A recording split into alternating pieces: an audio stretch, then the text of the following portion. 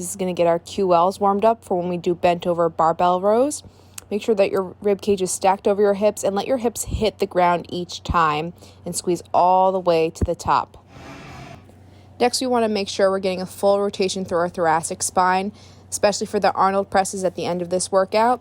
Stack your shoulders one on top of the other. Feel that stretch in your chest. Make sure we're not over-rotating. Keep that hip in line with your rib cage. Take your time with these and focus on that breathing. Exhale at the top. Your knee will be over your toe. Your hips will be scooped up towards your rib cage.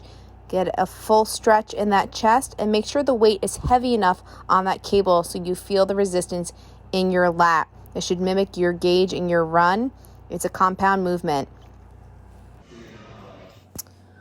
We're pressing this barbell from the ground so that we can relax our hip flexors and get this from our lats. So you have 3 jobs.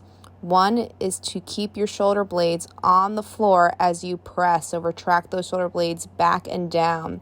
2 is to keep your wrist stacked over your elbows. And 3 is to engage your core, keep the rib cage weaved down towards your hips as you press and exhale.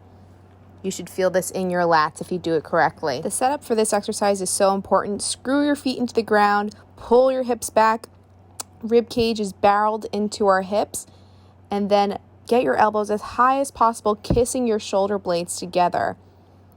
So really think about this motion coming from your lats, opening up that chest, and the back of your head is also in line with that tailbone. Don't let that head droop down. Arnold presses are going to be great for our shoulder mobility and also core strength, which is going to help with our running gauge. So think about your rib cage weaving down and exhale as you press up. Really get a good stretch in that chest. If you need to lower your weights, that's completely fine.